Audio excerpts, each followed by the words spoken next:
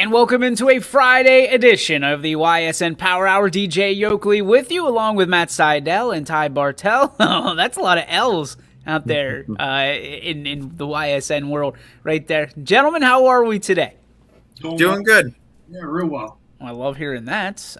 First off, I want to start the show off by thanking Youngstown East for having me last night. Talked about that in my filet yesterday. It was a good conversation about purpose, about knowing your purpose, adapting and overcoming, and of course a last ride. They've got all seniors except for one sophomore on their baseball team, so that is going to be a fun team to watch. And they also provided me with a gift. So Youngstown East baseball got a hoodie from them last night. I'll wear it and represent it proudly.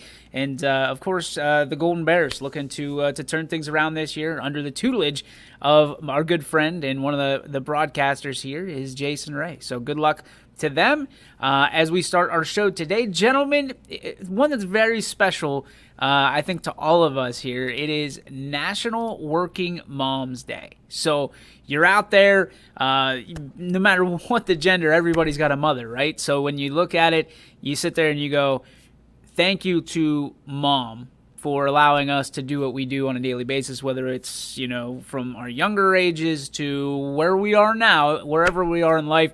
A big thanks to Mom, my mom specifically, on my behalf, because my mom was she was the breadwinner.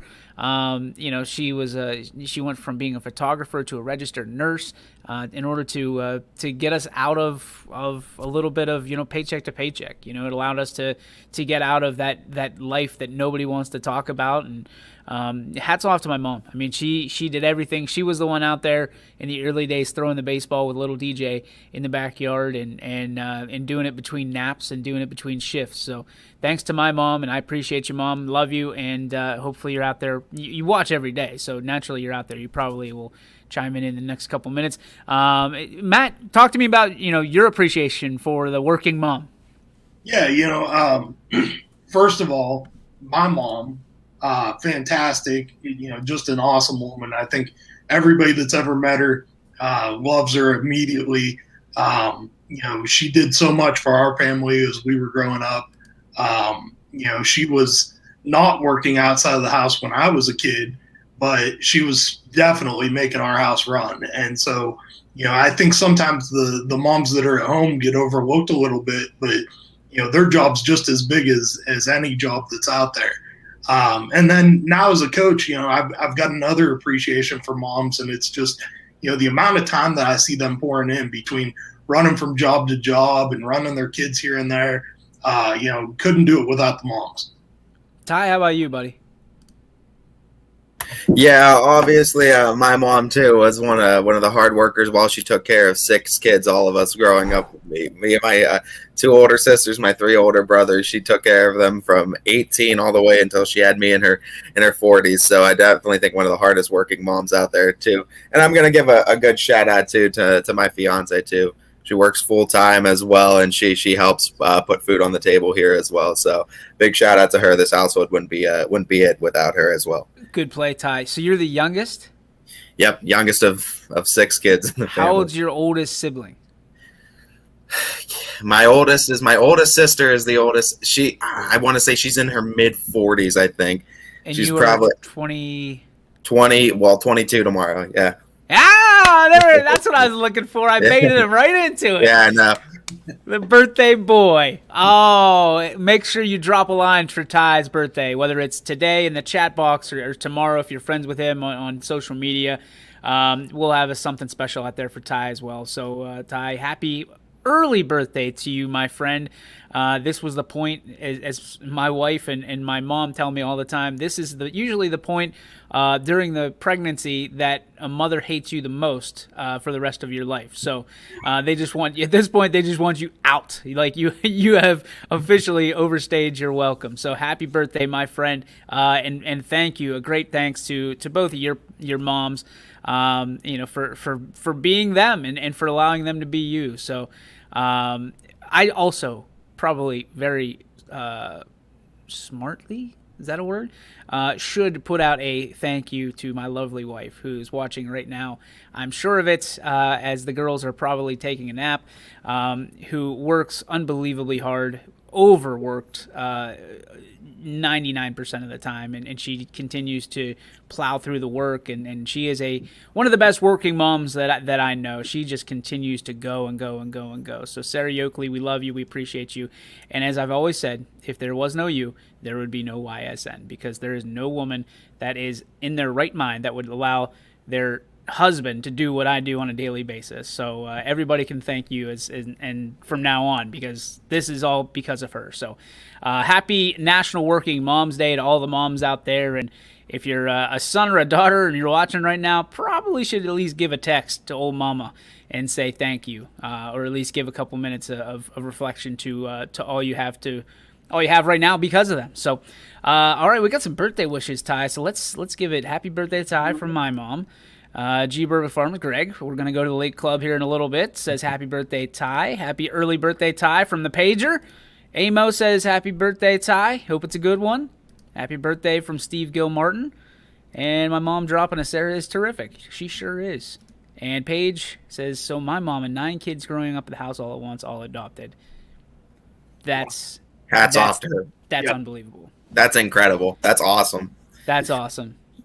Pager, your mom's the real MVP. Nothing to take away from my mom or anybody else's mom, but like I know how difficult that adoption process is firsthand, and that's amazing. And I made the connection finally the other day of one of your sister, obviously Kiara. So known her for a long time, and now the things are starting to come together. The plugs are starting to assess in the Paige backstory. So we'll be able to figure you out at some point, Paige. You're not going to be a mystery anymore, and maybe we can actually get you a square on this show. BMAC saying happy birthday, Ty. So it's all coming in, buddy. Welcome to the world of you are a local celebrity, and now you're going to be bombarded by birthday wishes, and it's going to be hard to keep up. I'll tell you that. First thing we got to get on the straight and narrow here for everybody watching. There was a terrible situation in Oklahoma with a broadcast on the NFHS network. Okay? I said that for a reason. NFHS. I love what they do. We are not associated with them one iota in any way. So please stop sending me messages as if we have any insight or any correlation to what happened in Oklahoma last night. There was a really unfortunate, we'll put it that way. It was a really unfortunate event with a broadcaster who didn't realize the mic was on and had some choice words, and it didn't go well. And they were, from what I understand, reading the stories and reading the updates, they immediately terminated from NFHS, which they should be. I mean, I sent you the link. I didn't tell you the backstory about the messages we've been getting, which is it's instant messenger. Where am I? 1995. The Facebook Messenger. People sending me personal messages, hate messages about that. It wasn't us. We had something that I don't even want to say it was close happen. That we had a situation where we had to take action earlier this year. We didn't sweep it under the rug. We were swift and took action. The announcer understood, and it wasn't anywhere near this. I can tell you that. So, if you want to learn more about the story, it's out there. It's in the open. TMZ covered it, and anytime you're on TMZ, you're probably not in a good place. But I want to just reiterate that we have nothing to do with that. Yes, we are growing. We feel like we are one of the fastest growing streaming networks in the world, let alone the country. But we had nothing to do with that particular situation. And if we did, we probably would have handled it in the same situation that the National Federation of High School Network did and will. So that's that. So I want to make sure we have complete clarity before we move on, because I feel like there was a little bit of, there was a lot of it. I had over 30 messages of people saying that it was us. And I was like, we have nothing in Oklahoma. Nothing yet. It's important to note that YSN is growing and getting bigger by the day, but not quite to Oklahoma yet. Not yet. We're getting there. I'd like to hit the Keystone State next door before we bounce on down to the Sooner State. But yeah, it was unfortunate. I mean, the announcers shouldn't have said it in the first place, but the reality was, there's people out there that have those views, and it's unfortunate. It should never come out on a broadcast. Carrie Munson, happy birthday, Ty. Thanks for always making me feel old. With a red balloon. So maybe that's a sign that she's going to kill you. Yeah, I mean, if we're going Stephen King rules here, I mean, should I be worried or? All right, so and we're going to talk about the evolution of sports and particularly basketball. Ty, you're going to lead that conversation because you're the birthday boy. But the one thing I also wanted to talk about, Dennis Schiraldi, who's a fan of the show, a fan of the network, kind of threw out a term the other day on my social media about The Godfather, and I know it's not sports related. I've never seen any of The Godfathers, ever. Wow. Is that blasphemy at this point in my life? At 36 years old, I've never seen a Godfather. I feel like you need to see them. Like it's one of those, series of at this point in your life, you should definitely have seen. Your mic's on your zipper, EB. Right. Yeah, it's one of those situations where I don't know. Like, I never had any interest in it as a little kid. My dad was a big time Star Trek / Star Wars guy, so I know all those inside and out. But up until now, like now that people are telling me I have to see 1 and 2, they said the third one you can skip. Like, don't even worry about the third one. So, like, I've already counted it out. Like, one person told me, I was like, well, I think you got to see the whole trilogy, right? And then another person, they're like, you can skip 3. So I feel like at some point during the next 20 days or so that we have, quote unquote, off, I'm going to have to watch The Godfather and 1 and 2. So that's that. So there's my confession for the day. I'm not Catholic, but there's my confession to Father Ty and Father Matt and Father EB. So, EB, welcome to the show. What's up, man? Had to visit our friends at Clientele. Had a boy looking fresh and faded. Dude, it's a packed house there. Like, they're like, no lie, like people were waiting. I got there at what? I had an appointment at 2:15. There's a dude that had been waiting there for like an hour. So good for them, but. Yes. All the chairs were full, waiting and getting their cuts. So, which, speaking of, we should probably pay some bills here with some advertisers. That'd probably be a good start to what we're trying to do. There's Clientele right there. How's Matt and the boys doing? Good, staying busy. Obviously they're busy on their side of things with business. Obviously, weather's nice, so everyone's. Everyone's going in to freshen up the mop a little bit, and then plus you got spring breaks coming up. Easter's not far away. There's nothing better than a good haircut on like a nice day. Like walking out and I wasn't like, oh shit, my head's freezing now. It was like hey, this actually feels pretty good. So there you go.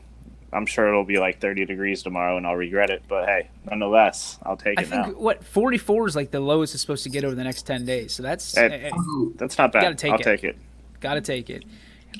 So plans for you, EB, as we kind of shift gears here. Are you guys still going down to Dayton tomorrow or tonight, or what's the plans? I think we're going to go down tonight. Like, so Quinn has practice till 7. We'll probably sneak out a little early, around 6:30 or so. We'll leave around 7. That'll put us down there about 10:30, 11 o'clock. It's just going to be thinking about it. It'll just be a little bit easier. At least get a decent night's sleep, and then with the game being at 10:30 tomorrow, we'll head over to that, check that out, and then probably we'll get back into town or Youngstown area probably around, I'm assuming 3:30 or 4. So a nice little 2-round trip for you guys down to Dayton this weekend. So thank you very Definitely. much. Everybody loved the coverage. It's a trip I'll gladly take. Just speaking to different people, and like I said yesterday, like even removing the personal aspect of being friends with the Howards and knowing Molly and Maddie, just having a team down there from this area. The last team that I remember down at State that I actually got to go down and watch was actually Sebring when I was a junior in high school. They made the Final Four. So I'd love if it wasn't as few and far between, but if it's something that happens, once every 2 decades, really, more or less, you got to take it. And it's great, not just for the McDonald area, but Youngstown area. Those kids represent more than just their school, because a lot of them play for different, club organizations. They do different sports, they're well known within, the whole area. So it's a good representation of the Youngstown area, and showing that it's not just, we're not a dying steel town. We still have some good sports teams, and we produce some good athletes. I feel like we're probably on the upward trend again. You know what I mean? When you look at some of these teams, and obviously last night, a tough night for Cheney and for Struthers. But I hate to even say that we adopt, Akron as one of ours, but they're still a 330 area code. You know what I mean? It's one of those situations where they're just a hop, skip, and a jump away. I think that that the 330 is on the up and up again, and Akron St. V is not included from this because they're a perennial powerhouse. I think you're going to see more and more of these Youngstown area teams representing at this point in the tournament. So, and I think it's going to be kind of a battle royale to get in that position. And McDonald, of course, leading the way with their boys and girls basketball program. Right. And not only that, like, you take just looking at talent from, I guess, a club standpoint, I'm fortunate enough I get to see different athletes in different grades, boys and girls. And the future in this area is super, super bright. Like, 6th grade girls, 6th grade boys, all around, not just like Crestview, Columbiana, but Canfield and the Lakeviews and a bunch of the other YSN networks. They're deep and entrenched in talent right now. So, I really think it's not just going to be a once in a 20-year thing. Like, you're going to see a lot of teams, knocking on the door to either the state tournament, or it's going to be a norm that you're going to see a lot of our teams in the regional finals moving forward. So, that's great for our area. That's showing that, maybe people are moving back, or not necessarily moving back, but these kids who did make it that far, 20, 30 years ago, they're coming back home now. So it's going to be good for the area. And I feel like there's a lot of talent coming up too. Yeah, this is a great point by Paige. From West Branch, we talked about it basically for all of the quarantine, is that West Branch got cut short due to COVID. But it's one of those situations where when there's something shiny and new, you're going to talk about that a lot. But that's one thing that I'll never forget as long as I live, is them taking the court, the girls taking the court, and then being pulled off of it. I mean, there was a lot of people that thought that West Branch could be the state champion last year. You know what I mean? As much talent as they had and as much momentum as they had going into it. So very interesting and a great point by Michael Page. Here's my question for you guys. Being in a situation where we're closing out the basketball season, we have one team respectively remaining, Warren and JFK, who plays tonight, right? Yes. And then you have McDonald, who plays tomorrow at 10:45. Are we being kind of transitioned out of that just football-only mentality here in Youngstown? I mean, I know our baseball and softball programs have been rising stars. You look at Champion on the girls' side, Poland on the girls' side, all these other different programs that continue to skyrocket seemingly up. Louisville won a state championship last year.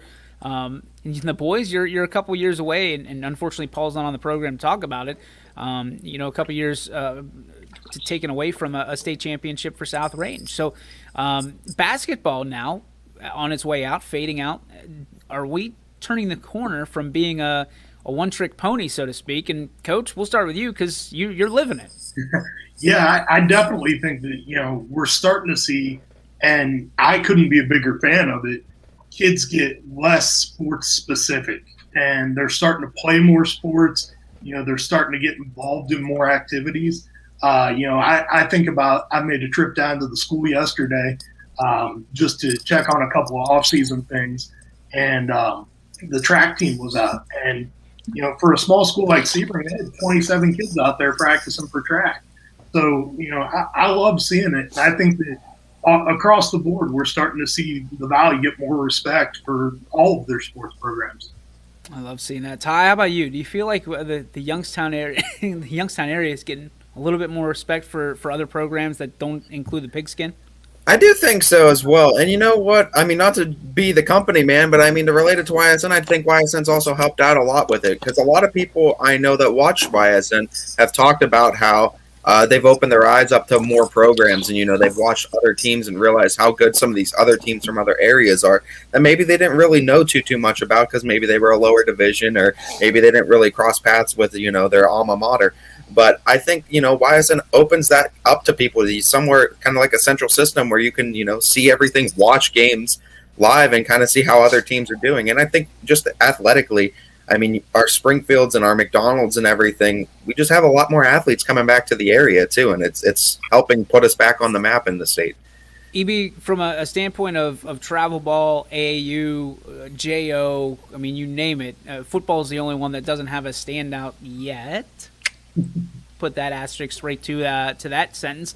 Do you feel that travel ball and kind of not playing for school all the time specifically has led to an increase of athletes in our area specifically to be better rounded athletes and to bring their teams into better situations to win? I think the travel and club ball gives these girls and boys obviously more exposure, more opportunity to play against a lot of the talent that they're going to see down at the state level. And, social media plays into that too. Like even yesterday, I was scrolling through Twitter and someone put, I've never watched this girl before, but, Molly Howard's the real deal. Everyone in this area kind of knew it. Like it wasn't no surprise to us. And, you always knew who Danielle Voletich was. She was always on the radar, but even with YSN, like you got to see the talent from more of the Cleveland suburbs, especially this year the way districts were set up, and from a club standpoint, these girls and boys are actually getting to experience what next level players are like, and what they go through, and the tournaments that they're going into and experiencing. So it has helped, and you start to give a couple people that taste, and it's sort of like the whole word of mouth thing. Like they get to it makes them hungry, and like coach said, you're getting a lot more multi-sport athletes, and you're seeing it a lot more even in club where they're running track, but they're also playing AAU basketball, where they're actually playing basketball and they're still in JO. So they're finding that happy medium to where they can do both, and they're excelling in both, which I'm a huge fan of multi-sport athletes. If you're good, I look at all the teams around here, you see a lot of girls who are great on a soccer field or on a volleyball court. They're also good in basketball, or if they're good in basketball, they're good in softball and baseball. It all comes full circle, and success breeds success. If you have success on the basketball court, that makes you that much more hungry on the softball field. So yeah, you'll figure it out, right? Yeah. So you want to be good in everything that you do. They all go hand in hand. I think he makes a good point too about exposure. And if there's parents that have young kids that are listening, the more that they can be exposed to, the better. And the more exposure that you can create for them. Work together with your high school coaches or your club coaches, because there's a lot of us out here that we know some of the things that you need to do because we've been in it for so long. We can help you get your kid to the next level, or to at least get the exposure to start to get some of that notice. So here's my question for you, Coach. And you talk about all these other sports and playing different sports. If there was a 7-on-7, spring league or flag football, because that's popular now, would you encourage your football players to sign up for that as opposed to running track or playing baseball or doing something like that?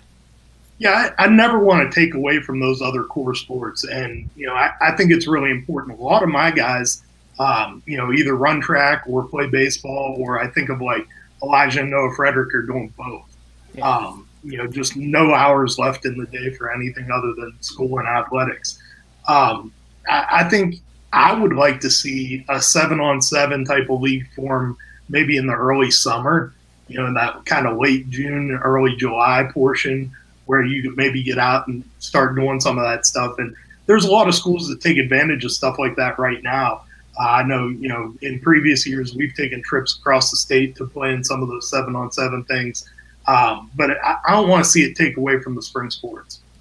No, I can agree with that. I mean, would it be, and I don't know this, they'd have to figure this out, but you wouldn't be able to have it school affiliated, correct? So as of right now, it can't be school affiliated except for, in previous years, the COVID years are just a weird situation altogether. But in previous years, we were allowed 10 contact days. And so you had to kind of schedule with those 10 contact days. Okay, we're going to practice for 2 of those or 3 of those and keep 7 or 8 of them to go and play in some of these 7-on-7s. Anybody thinking what I'm thinking?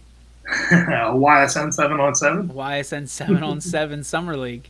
I think it'd be a fantastic idea, and I think that there's a lot of opportunity out there, especially in this year because the OHSA has lifted those restrictions this year on the amount of contact that we can have in the off season. Well, even if you didn't have those contact days, you can sit back and watch it on YSN and know exactly what your kids are doing. That's right, yeah. I know in some of the other states, Texas, Oklahoma, they've got spring football. And they're doing, 7-on-7s and things that are school affiliated in the spring and are sanctioned through their state athletic associations as well. Interesting. All right. Well, that's just another something to talk about as we move towards the summer months and we kind of mosey on through our slow time of the year here in March.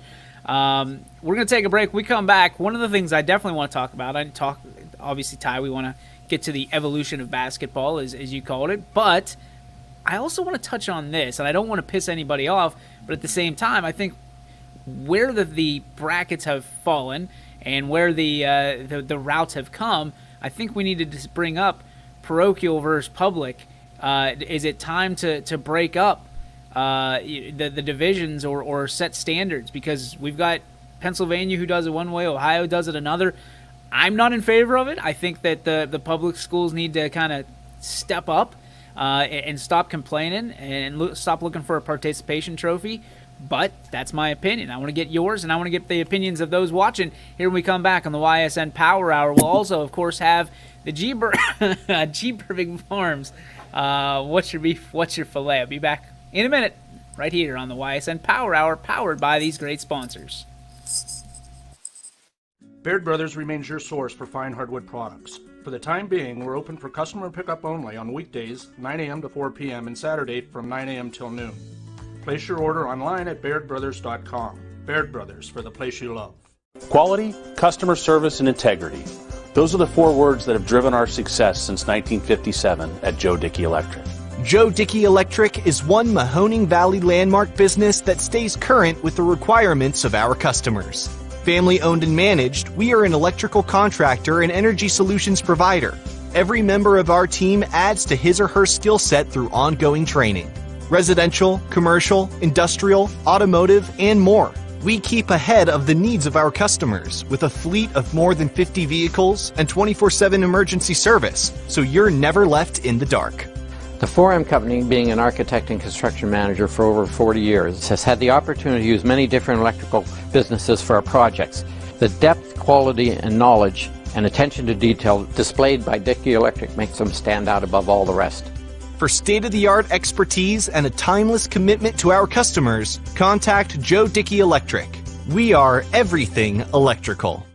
I went to Greenwood Chevrolet because I was really interested in looking at the tracks. Because I wanted my dream truck. Because I've been going there for 20 years. I think whenever we go there, whatever car we're looking for, they have tremendous inventory. If you're looking for people who care about you, Greenwood is a place to go. You know, it's like family there. The girls know me in service. It's Miss Kim in the Tahoe. I'm really happy that I went to Greenwood Chevrolet. Because they really went the extra mile for me. Now we're going the extra mile for you, only at Greenwood Chevrolet. Local teams are heating up the hardwoods, and you can keep up with all the action on and off the court with Five Guys Hoop News all season long on 21 Sports. All right, welcome back to the Ysn Power Hour. DJ Oakley with you. We got EB, we got Coach, and we got Ty Bartell. Guys, this is a subject we have often tiptoed around here on the Power Hour because obviously we have parochial schools, we have public schools, and we're not looking for necessarily a fight or a defense mechanism from anybody, and we're not looking for really answers. I'm just looking for opinions at this point. Is it time to split up public and parochial, or public and private, however you want to put it?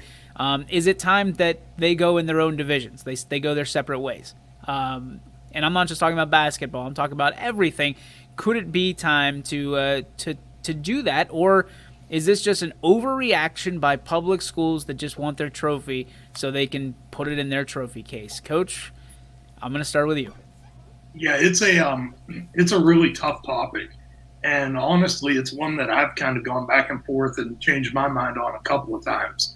And I think what I've kind of come up with as kind of being my personal position on it, and I want to make it really clear that it's my personal position. It's got nothing to do with, Sebring Athletics or YSN or anybody else. This is just my view. I don't want to see them separated. I'm a big fan of parochial schools, but I think that there does need to be some sort of a multiplier system added, because when you're talking about, some of these programs that, let's face it, they do go out and recruit at some level because you have to, because that's the way that your school is set up. It does create some unfair advantages, especially at the smaller levels and the smaller schools. So when you think about this, I mean, there's so many advantages and disadvantages no matter which way you look. It's just on how you debate it like a lawyer. Ty, do you like the separation idea, or do you just say, listen, get better? I mean, that was Brandon McPherson chimed in. That was my thing for him last night. Get better. If you want to complain about it, stop and just get better. I mean, I think they should be. They should just be. I think it's hard. I want to, because I'm kind of 50-50 on the issue as well, but I'm leaning a little bit more on, the phase of you have to get better. I mean, not to be that harsh with it, but, schools go through phases, and even the parochial schools do. I mean, we saw Mooney in football. I mean, they didn't have one of their great seasons this past year. I mean, teams go through this rebuilding phase, even at the parochial schools as well as the public schools. And I mean, I think it's just an issue of some schools are just going through a rebuilding phase, and sometimes the valleys are a little bit longer than the peaks, but it's a situation you got to get through it. Start with younger athletes and just hope some of them turn out, just as all other schools have to do. So let me ask you this before we get EB's answer: if you do that, let's say that they decide, the OHSA says, listen, we're going to start separating. What do you do with open enrollment in that sector? Because I don't want to say it's the same thing, because it's not, but it's essentially the same thing. And it's becoming, the trend is it's becoming the same thing. EB, you want the first stab at this one? Yeah, this is a tough one, because to my knowledge, even now, like if you're, and we'll just, because they're close, we'll use Mooney or Ursuline, but if you bring in a kid outside of your feeder program, they count for, I think, like 5 kids towards your district.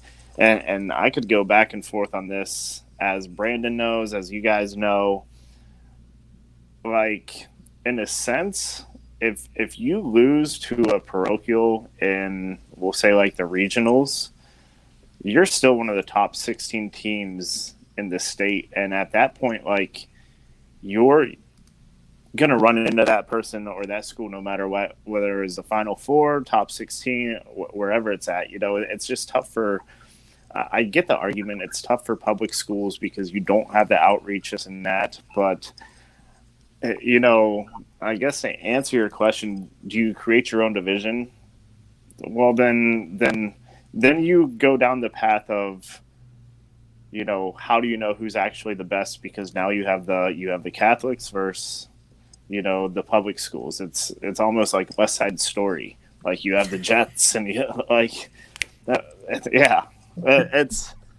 it's just, there's no perfect solution to it. It's, you kind of just gotta roll with it, and as your mom's saying, public schools do recruit as well. And funny thing is do they openly recruit and leave a paper trail? Probably not as much as parochials, but you think there's not conversations saying, why don't you bring little Timmy over here? Why don't you come here? Or so-and-so had a bad season here. I think we're going to go to this school this year because they just went, pretty deep into the playoffs or the tournament. I think, my daughter or my son or whatever is going to do better at this program. So it's, you can't be the pot and call the kettle black when both are doing it. And then when you get your ass beat by a parochial, say, well, we need to change something. So that's where I'm at, man. That's the trouble. I think the big thing for me, and the thing that stands out to me, is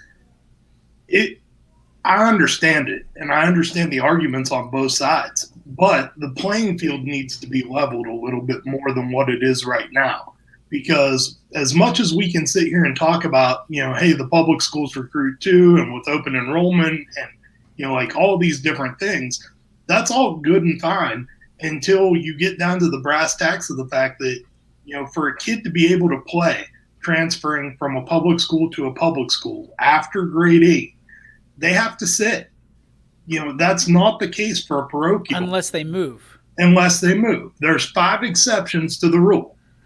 And, I think the most blatant example that we can all probably relate to and remember is the Justin Zwick saga, when they gave his dad a job and moved his family to Massillon so that he could play football there. Not every school has the resources to be able to do that. And I think it would just be interesting if we could create some sort of a transfer portal or something like that would give some of these kids an opportunity that, and I'm not talking necessarily about star players. I think that there needs to be opportunity for kids that, maybe are lower on the depth chart to say, hey, I could have an opportunity to actually participate over there. So here's my biggest problem with the entire conversation is none of it is correlated to academics.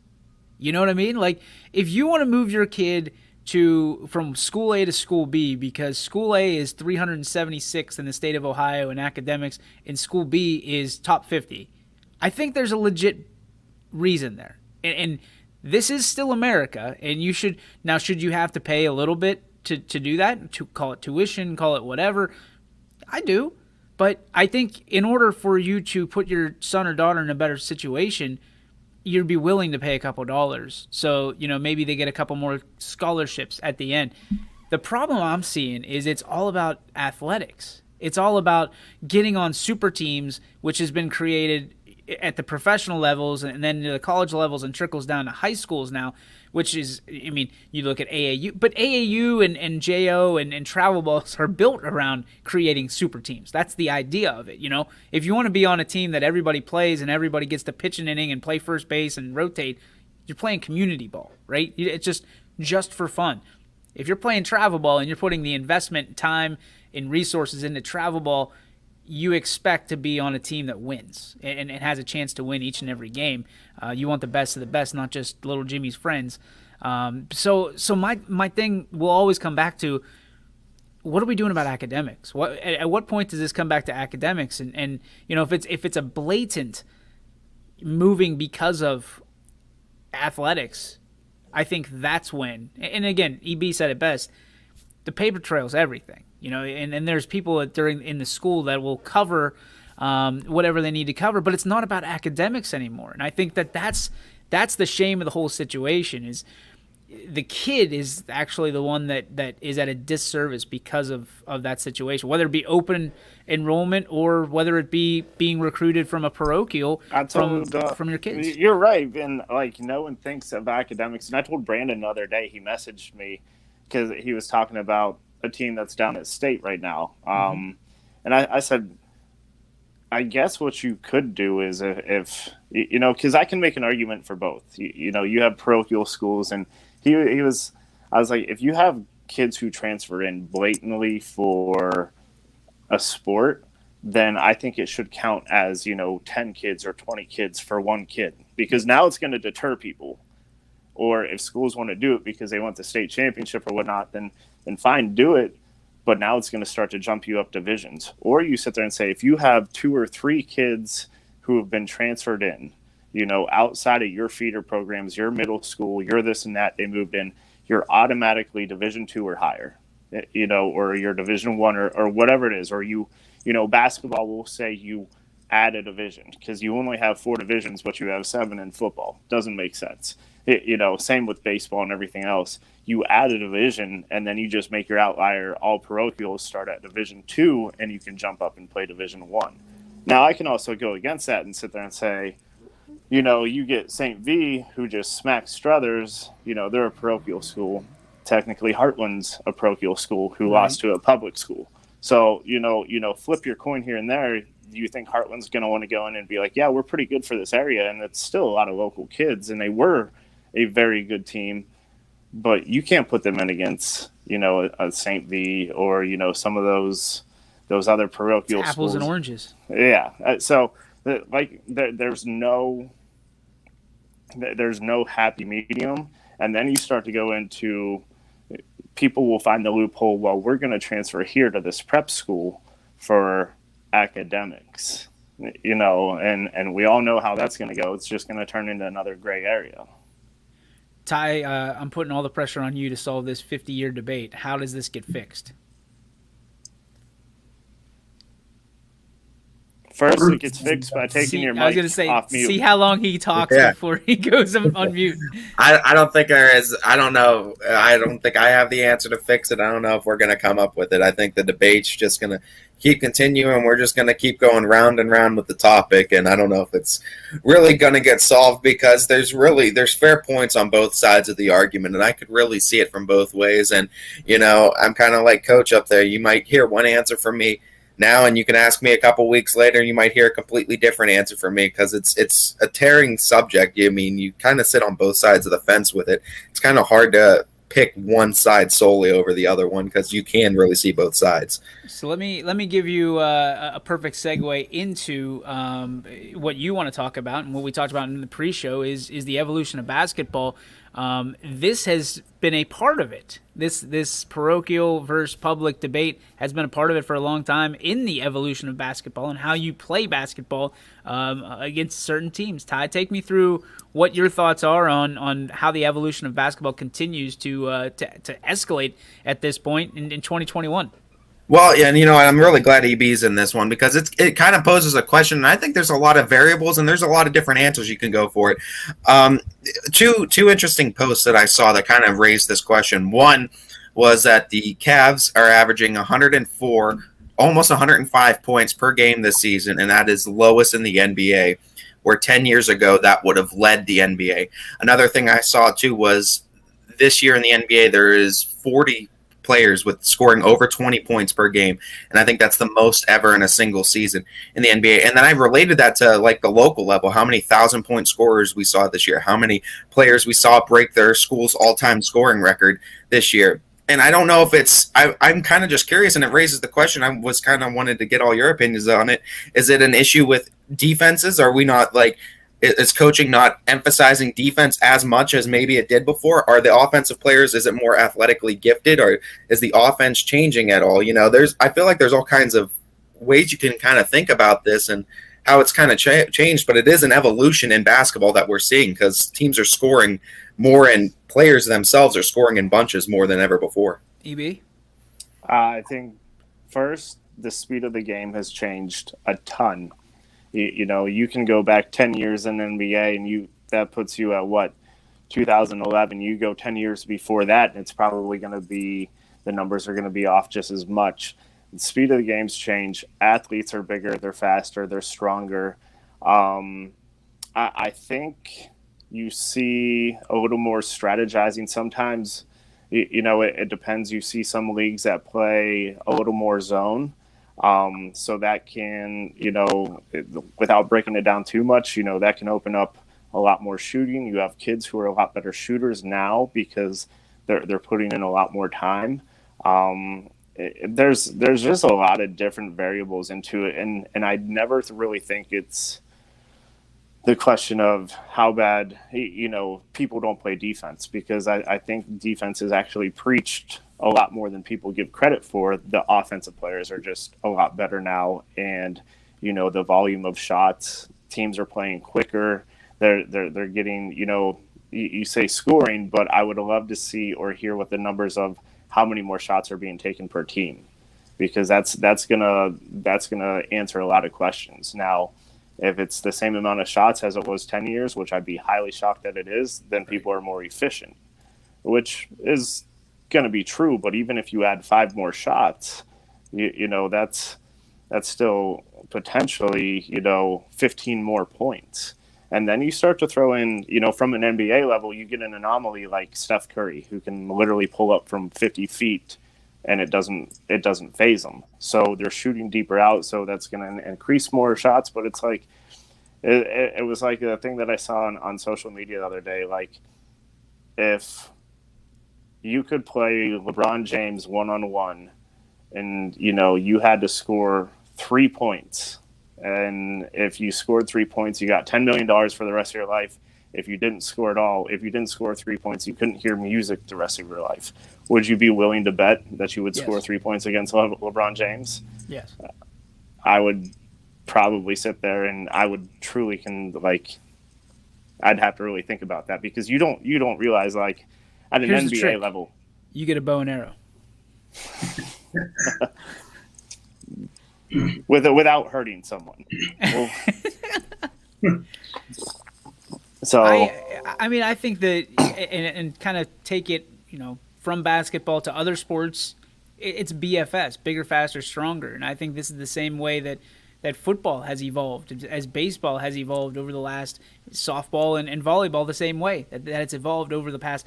Basketball has just done it slower because there's not as many tools, right?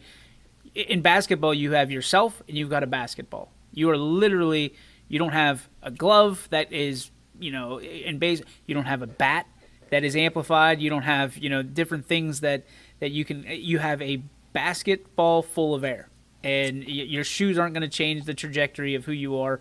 But you said something that was really interesting, EB. Over the course of 22 games, if you put up an extra 5 shots a game, you're looking at 110 shots over the course of a season. You do that for 5 seasons, you got 400 or 500 extra shots, almost 600 extra shots. It is 600 extra shots over that course between day 1 and day or year 5. So what I think is a perfect correlation, Ty, is I would be willing to bet that the amount of shots have skyrocketed. There's more shooters now. The same way that I remember in 7th grade football, we passed the ball 3 times a game because the arms just aren't strong enough, to get it 30, 40 yards downfield. And now you go to a 7th grade football game and they're slinging it like they're, it's Madden. So I think it's just an evolution of the game, because what you see in the video games, what you see on TV is what you're going to get and experience at that point, because that's what they see. And think about that, DJ. Like, when we played, think of the style of offenses that you had everywhere. We actually this fall sat there and said, yeah, they're an old wing T offense. Dude, when we played, like, everyone was still running the wing T. Columbiana was still a heavy triple option team. Like, Columbiana might throw it 10 times a game, but they're going to run it 40. Palestine, you guys, whoever your coach was, I think you guys were more of a wing T base, buck trap, buck sweep. Latonia, they're going to buck trap, buck sweep you to death. They still did this year with Ferry and Julia. But personally, yeah. But now you start to look across. I never thought I'd sit there and see Dan Yeagley running a lot more spread opposed to wing T, like he probably could have wrote a book about in the 90s. You see it all across the board in every sport. It's quick. Everyone wants quick. They want speed. And it's starting to change in basketball. My theory with that is you have a changing of the guard in coaches. You have some of the older generational coaches kind of stepping down, and here comes some of these newer, younger coaches who, whether they played in college or not, but they've been around the game where it's quicker.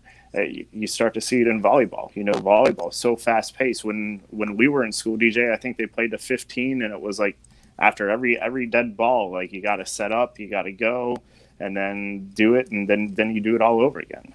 We're all shocked that Billy McCartney's saying spread is greater than the wing tee. I mean, if there's one guy in our organization that is all flash, it is Billy Mack. Which, by the way, perfect segue into tonight at 5 o'clock. We will be debuting a new series on YSN. It's going to be called Heading Home, and it'll be with Quinn and Billy Mack going around to baseball and softball programs around the area. Their goal is to hit 90. And they are determined. Ty, you're a part of that as well. So good luck on that. We're so proud of you. That's great content, great opportunities for these great managers and coaches to get their programs out there. It all starts tonight, 5 o'clock, right here on the network. So you'll have a 1 hour break, and then you can tune in right here on YSN and see it. Go to ysnlive.com for more details on our new series, Heading Home. So Billy Mack is going to be featured in that. Oh, we got a novel here, boys. Hang on. Brandon McPherson, couldn't this be related to AAU, where you have schools who have at least 1 to 2 girls who play AAU, where they work on learning this stuff during the AAU season at a high level, because of a lot of these kids that play AAU play against top competition during AAU. That's a lot of AAUs in this paragraph. Come high school season, it comes easier to them because of the top talent dropping off depending on what school you play against. I think there's some legitimacy to that. There is and there's not. I mean, I'll speak about her just because she played for me this past year and I know her AAU coach, but I take someone like Kyla Jamison. Did she play against some of the best competition in the nation? Absolutely. Now what she had to do for her AAU organization and where she fit in there was different than how she fit in for us. Did it help her? That's where I'm going to agree. It totally did help her in certain aspects, and it did help and broaden her game. I don't think that's going to tell the tape for everyone, because there's different types of AAU organizations too. You're always going to see better competition, and you're always going to see better levels of competitions, which is going to help. But you can take 5 girls and they can play for 3 or 4 different AAU organizations, and each one, they're going to see something a little different. Is it going to help them because they're playing? Yes. Competition? Yes. What level? I'm sure I'd have to think about it a little bit more. He does bring up some valid points, but also I don't think that's everything either. I think some of it is individually these girls and boys are actually just working a lot more, and they have more places that they can go to, like a Max Baseball Academy or, community centers, and there's just more available to them now. Plug. Yeah, Sorry, go ahead. Yeah, I don't mean to walk on you there, but I honestly think it's just exposure to your sport at an earlier age. I think it's part of what we're seeing. The advent of AAU is still a relatively new thing, or club sports is still a relatively new thing. I think about, I graduated from high school in 2002, and there really wasn't a strong AAU organization at that time. Your exposure to your sport really came the first time you got exposed at the school. And, for us, that was 5th grade in basketball and, 7th grade in football. And you look around now and you start to see things like, all the little organizations with the youth organizations that are starting to be formed. It's helped football tremendously. I know, from my perspective, we can tell the kids that learn some of the fundamentals at an early age. And I think at the basketball side of things, you're starting to see kids develop their offensive game at an earlier age. And so their bag of tricks is a little bit deeper by the time they get to high school. Awesome. Ty, you want to put a bow on this for us? No, I mean, I think EB and you guys, I think you wrapped it up well. It's a fun debate topic because there's so many, I think, outlets, and there's so many different variables to it, and I don't know if there's one solid answer. And I think you could definitely look at a wide range of things. It's interesting to look at how the evolution of basketball, it's not just in the professional level. And if you really look, and with tools of being able to see it, like such as Ysn, being able to see all these teams, it really opens your eyes to show that the evolution happens even at local levels all the way up until professional levels. So just I think a unique topic and an interesting debate topic to definitely look at a local level as well as professional. Love it. All right, let's put a bow on the show. It is time for the G. Burbick Farms. What is your beef? What is your filet? Brought to you by G. Burbick Farms. Visit them on the web at gburbickfarms.com, or if you're in the area or want to make a special trip, they'll be open tomorrow 10 to 4 on New Buffalo Road in Columbiana. So make sure you tell them YSN sent you. But a lot of times it's easier. Just go on gburbickfarms.com, order your stuff, and just go pick it up. Greg's a busy guy. As a matter of fact, we're going to the Lake Club right after the show and talking some shop. So I'm excited to sit down with old G. Burbick himself and talk about some beef at one of, I think, the area's most unbelievable places in the Lake Club. So if you're out there, stop on by. We'll sit and chat with you, talk sports, talk whatever you want. So that brings us to the Beef or Filet, brought to you by G. Burbick Farms. Matt, you're up. Yeah, it's Friday during Lent. Are we even allowed to have beef? I think I can. I'm going to go with a filet today, and mine is I started the Last Chance U series last night, the basketball-based one. The first 2-3 seasons were all based around football, but man, awesome thing to watch. Really cool to hear some of the deeper stories on some of these kids. They're basing it around a East LA community college this year, JUCO, with a lot of guys that had a lot of tremendous talent and maybe had a slip up and needed a second chance in their life. It's been really cool to watch it so far. I think I'm 5 episodes in, and I'll probably finish it off tonight. Ty, what do you got? For me, I mean, it's simple, but I mean, the weather outside, and we got McDonald playing state championship game tomorrow. So, I mean, what is there not to love? It's spring, it's warming up, baseball season's around the corner. I'm just really enjoying the time of year. Eric? My filet is I get to make one more 4-hour car ride with Quinn push a car to Dayton, Ohio. No, generally I'd complain about it, but I would travel just about anywhere to watch a Howards play. They're definitely a close family friend, so getting to do it one more time to watch them play for a state championship, that is definitely filet worthy. Is Quinn Pushkar different when he's travel Quinn as opposed to HQ Quinn? Yeah, he actually talks. He's not going to make a decision. No. Are you hungry yet? Yeah, pick wherever. I don't know. I don't care. When do you want to leave? I don't care. We can do whatever. Should we go in this door? I don't know, Quinn. Just pick a freaking door and we'll go in it and we'll figure out where we're supposed to go. We're gonna have to do it eventually. So why not just pick this door right here in front? Well, what about if we keep traveling around? There's 87 doors to this building, Quinn. We're gonna have to pick freaking one. So decision making, definitely not a strong suit. It's a strong suit, I should say. But our car rides, as Billy might be able to attest to, are actually kind of hilarious. But I love it. I miss Quinn and Billy. I mean, I just miss it. Like, you got Matt and Ty holding down the fort, and EB, we appreciate you hopping on today. But the angry Billy has not been here. He's been out doing some yeoman's work out there, and we'll see that on full display here tonight. So my beef or filet, I guess my filet is going to go out once again to Warren JFK as well as McDonald. We're so excited for you. Bring home the gold. You've made it this far. You've already felt the pain. You might as well get something back for it. So make sure JFK tonight. If you're going to spend the $10.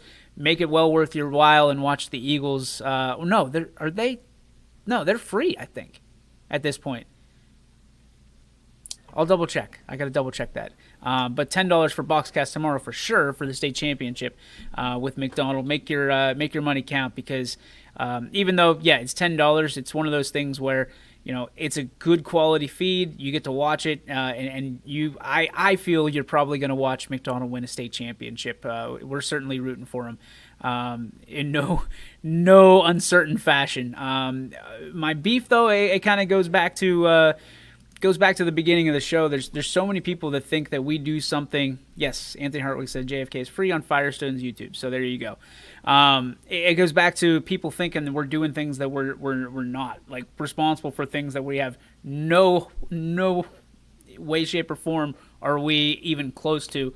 But I tip my cap to the NFHS network because they did the right thing. I mean, when you're in that situation, we hire 40 plus announcers just during football season to do it, and it's a labor of love. But when you're an owner of a company and you are other people in the company, like you think about the four of us, we have no control. We have to let go every Friday night, and whatever comes out of somebody's mouth is something that's going to be pinned to YSN. And it's good and it's bad, because when you have great stories to talk about, like Ty Bartell calling a game winner or Quinn Pushkar talking about a stiff arm, it's awesome. But when you have situations where someone doesn't say the right thing, you have the burden to bear. So kudos to the brass at the NFHS network for doing the right thing and acting swiftly and assuring everybody, having a nice press release out there.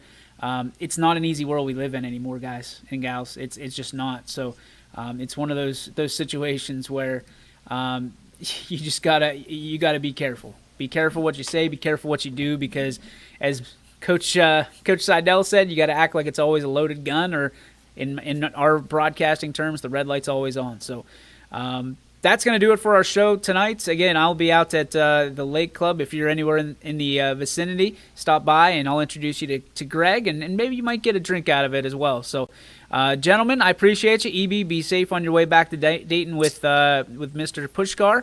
And the other two, well, you guys just be safe, and we'll see you on Monday right here on the Ysn Power Hour. Have a great weekend. Go Blue Devils, and fly, Eagles, fly.